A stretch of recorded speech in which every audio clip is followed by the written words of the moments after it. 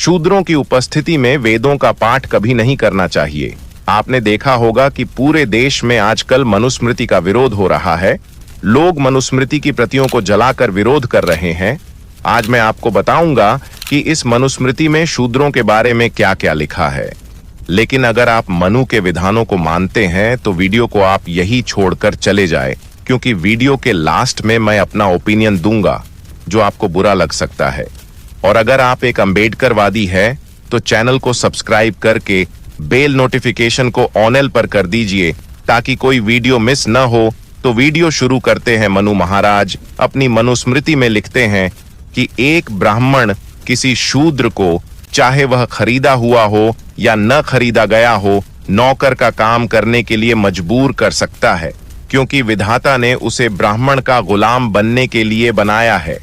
चाहे आपकी मर्जी हो या न हो और आप किसी भी सिचुएशन में हो, आपको काम करना ही पड़ेगा। आगे मनु लिखते हैं कि जो शूद्र किसी द्विज पुरुष को घोर अपशब्दों से अपमानित करेगा, उसकी जीभ काट दी जाएगी, क्योंकि वह निम्न मूल का है। मतलब कि अगर आपका कोई शोषण कर रहा है तो उसको करने दीजिए और आप चुपचाप सहन कीजिए, अन्यथा विरोध करने पर आपकी जुबान काट दी जाएगी। मनु आगे लिखते हैं कि यदि शूद्र अपमान के साथ द्विज के नाम और जाति का उल्लेख करता है तो 10 अंगुल लंबी एक लोहे की गर्म कील उसके मुंह में ठूंस दी जाएगी। मनु के हिसाब से अगर आपको कोई परेशानी पहुंचाए और आपने उसका विरोध किया तो आपके मुंह कील ठोक दी जाएगी। मनु ने आगे लिखा कि यदि कोई शूद्र अहंकार पूर्वक ब्राह्मणों को धर्म का उपदेश दे तो राजा उसके मुंह और कानों में जलता हुआ तेल डाल दे। भले ही आप राजा ने कितना भी गलत क्यों न किया हो, आप उसको जवाब नहीं दे सकते हैं। मनु ने आगे लिखा कि मानवता के कल्याण के लिए सर्वोच्च निर्माता ब्रह्मा ने अपने मुख से ब्राह्मणों को, अपने कंधों से क्षत्रियों को, अपनी जांघों से वैश्यों को और अपने पैरों से शूद्रों को जन्म दिया। इस हिसाब से तो शूद्रों को क्या आवश्यकता है पढ़ने लिखने की, और क्या ही आवश्यकता है कि वो पैसे इकट्ठे करे, क्योंकि उनका धर्म तो ब्राह्मणों की सेवा करना है। भला हो बाबा साहेब का, जिन्होंने ने हमें एक अच्छी जिंदगी दी और हमें वो अधिकार दिए जो हमारे पुरखों के लिए सिर्फ एक सपना था। हमें जिल्लत भरी जिंदगी से बाहर निकला और संविधान की रचना की।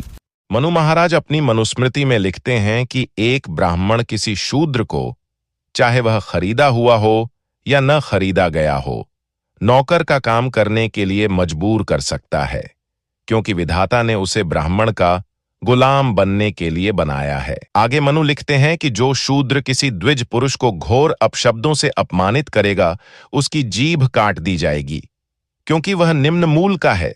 मतलब कि अगर आपका कोई शोषण कर रहा है तो उसको करने दीजिए और आप चुपचाप सहन कीजिए, अन्यथा विरोध करने पर आपकी जुबान काट दी जाएगी। मनु आगे लिखते हैं कि यदि शूद्र अपमान के साथ द्विज के नाम और जाति का उल्लेख करता है तो 10 अंगुल लंबी एक लोहे की गर्म कील उसके मुंह में ठूंस दी जाएगी।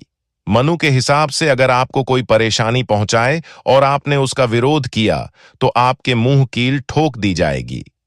मनु ने आगे लिखा कि यदि कोई शूद्र अहंकार पूर्वक ब्राह्मणों को धर्म का उपदेश दे तो राजा उसके मुंह और कानों में जलता हुआ तेल डाल दे। है मनु ने आगे लिखा कि मानवता के कल्याण के लिए सर्वोच्च निर्माता ब्रह्मा ने अपने मुख से ब्राह्मणों को, अपने कंधों से क्षत्रियों को, अपनी जांघों से वैश्यों को और अपने पैरों से शूद्रों को जन्म दिया। मनु ने आगे लिखा कि धनवान शूद्र का अस्तित्व ब्राह्मणों के लिए बुरा है। एक ब्राह्मण शूद्र के माल पर कब्जा कर सकता है, मतलब मेहनत मैं करूंगा और मेरे पैसे कोई और ले जाएगा। ये कैसी व्यवस्था है? शूद्रों के नाम ऐसे होने चाहिए कि जिससे गुलामी का भाव आए।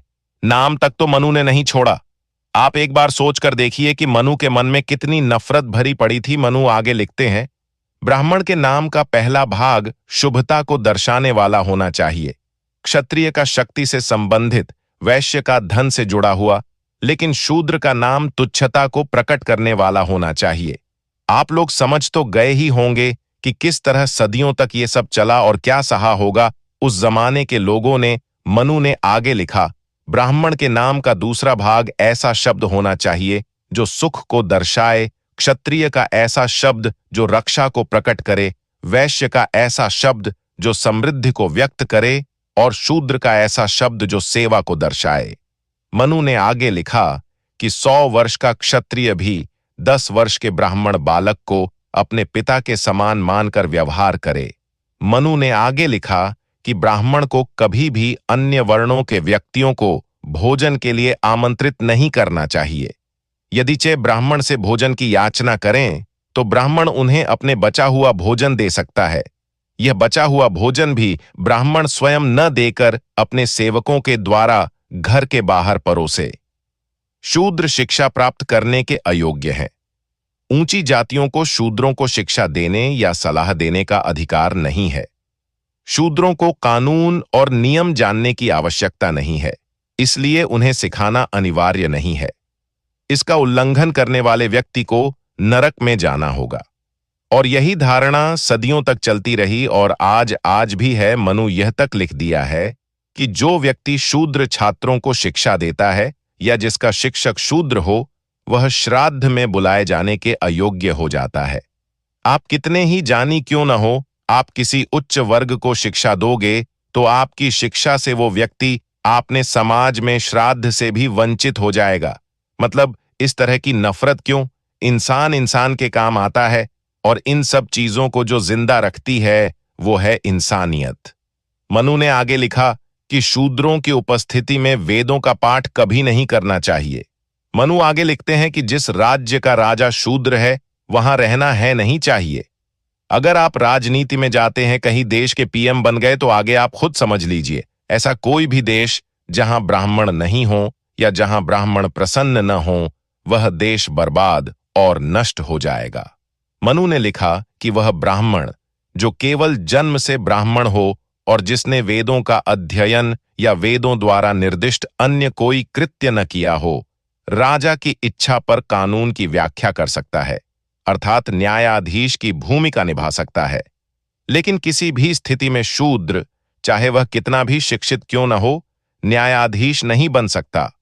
मनुस्मृति के अनुसार आप कितना भी पढ़ लिख लो, आपके अंदर कितना भी ज्ञान हो, आप योग्य हो ही नहीं सकते हैं, क्योंकि आप एक शूद्र हैं और शूद्रों को यह अधिकार है ही नहीं।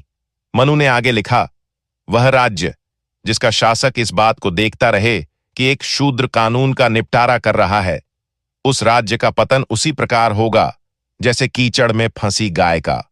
कोई भी ब्राह्मण जो किसी अन्य ब्राह्मण को गुलाम बनाता है या बनाने की कोशिश करता है, उसे कम से कम 600 पर्ण का दंड दिया जाएगा। लेकिन ब्राह्मण शूद्र को बिना किसी पारिश्रमिक के अपनी सेवा करने का आदेश दे सकता है। मनु ने आगे लिखा, यदि कोई शूद्र ऊंची जाति की किसी महिला के साथ संबंध बनाता है तो उसका लिंग काट देना चाहिए। यदि कोई शूद्र केवल अपना पेट भरना चाहता है तो वह वैश्य की सेवा कर सकता है। यदि वह स्थायी आजीविका चाहता है तो वह क्षत्रिय की सेवा कर सकता है।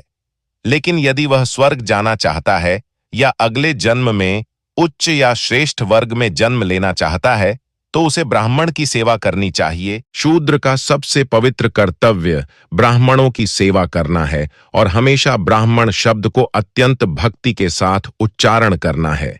ऐसा शूद्र मोक्ष प्राप्त करेगा, अन्यथा वह सबसे बुरी मृत्यु मरेगा और सबसे भयानक नरक में जाएगा।